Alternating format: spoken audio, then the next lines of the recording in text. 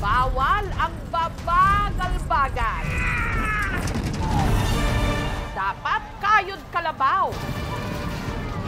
Ang kalabaw kasing mangunguna sa finish line, mag-uuwi ng tumataginting na 50,000 pesos. Ito ang pinaka-aabangan sa linggong ito sa Arayat, Pampanga. Ang karera ng kalabaw ng Barangay Candating. Since 1970s, ma'am, nagpapakarera na po ang barangay namin. Tradisyon talaga yan. Yan po ang pinaka-highlight ng piyesta namin. Binibidong talaga yung mga kalabaw. Dahil kasi sila ang hero dito sa aming pagbubukid. Sa taong ito, tinatayang 70 mga kalabaw mula sa iba't ibang mga probinsya sa Central Luzon ang magkakarerahan para makamit ang titulo. Ang siste, ang nasa 70 mga kalahok, hahatiin sa dalawang grupo. 26, Batang Porak! Yung class A, yung po yung mga star, ng mga batikan. Yung mga class B po, medyo baguhan pa lang. Bawat grupo dadaan sa 3 round. Bawat round, 2 hanggang 5 kalabaw ang magpapabilisan. Sa racetrack na may habang 400 meters, unahang makarating sa finish line.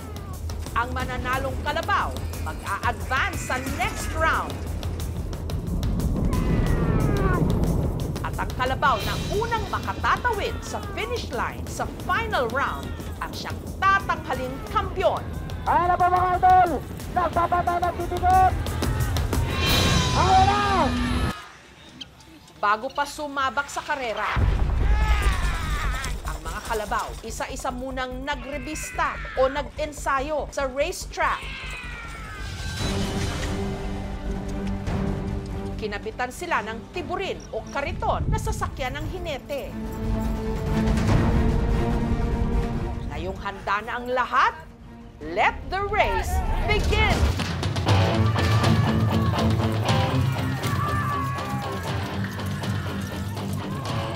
Astig, Unigo! May mga kalabaw na lumihis sa track.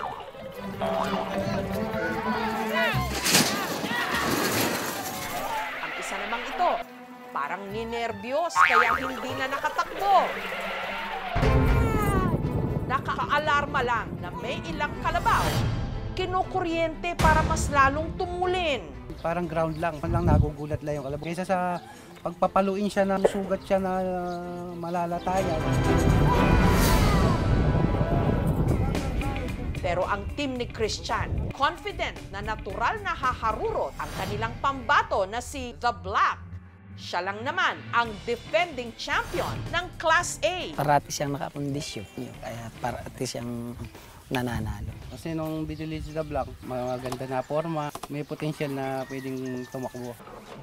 Para makondisyon sa laban, istrikto raw sila sa pagpapakain kay The Black. Isang takal sa maga tapos isang takal po sa hapon. Maraming sinahalo sa pagkain, yung mga ibang mga vitamins na akuan. Pero yung saksak, tapos pero yung feeds niya talagang pangkabayo. Makakamit kaya ni The Black ang back-to-back win? Pero wag daw siyang pakampante dahil ang makatatapat niya sa unang round si Don Bruno na alaga ng team ni Jose. Taong 2023 raw nung nabili ito ni Jose sa halagang halos kalahating milyong piso. 470 kung binili yan. Dati na raw nag-champion sa karera si Don Bruno taong 2020. Unang labas na kumarera yan, nanalo siya dito. Hindi naman siya ginagamit sa bukid. Sa umaga pa lang yan, pag labas, lilinisin mo na siya. Kumakain siya ng feeds.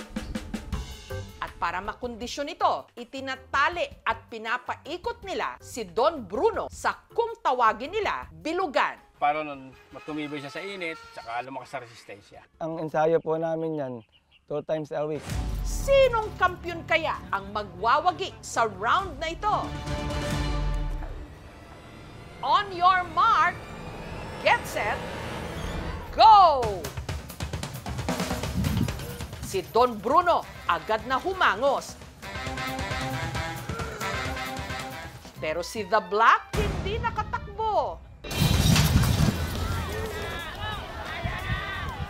Si Don Bruno unang nakarating sa finish line. Kaya siya ang pasok sa next round. Siyempre sir, masaya. Nag-enjoy naman po kami.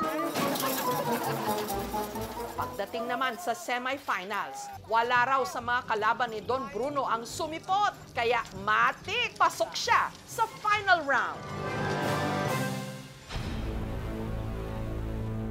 Sa final round, 4 ang kanyang makakatapat.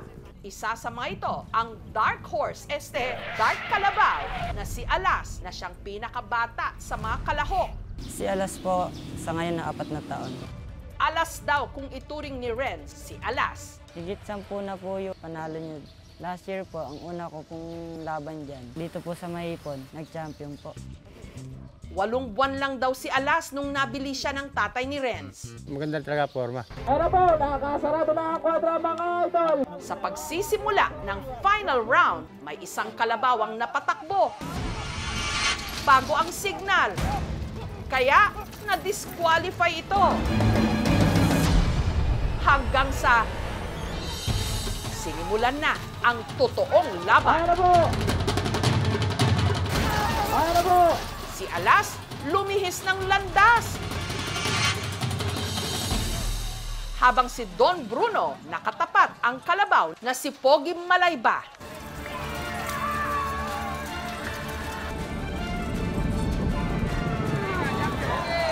Nauungusan ng kalaban ang dating kampyon. Ang nagwagi, si Pogi Malayba na alaga ni JP. Kaya sila ang nag-uwi ng 50,000 pesos. Talaga pong pinagandaan po talaga, hindi lang po araw, buwan. Masaya po dahil lahat ng paghihirap, sulit. Si Don Bruno at Jose, itinanghal na second place. Mag-uuwi pa rin naman sila ng 30,000 pesos. Not bad! Hindi premyo ang hinahangad na isang kamukha ko na nakangare. Mabigyan kami ng kaligayahan. Habang sina Alas at Renz na naluklok sa ika-4 na pwesto, nakakuha ng 10,000 pesos. Masaya naman po at nakapasok si Alas. Pambili po ng pagkain niya. Tradisyon man kung ituring ng mga tiga-arayan ang karera ng mga kalabaw. Ang ganitong mga aktibidad, inaalmahan ng People for the Ethical Treatment of Animals. Dinidiscourage ng grupo namin yung mga ganitong activity. Hindi naman din sila domesticated para tumakbo sa mga karera. Under stress din sila.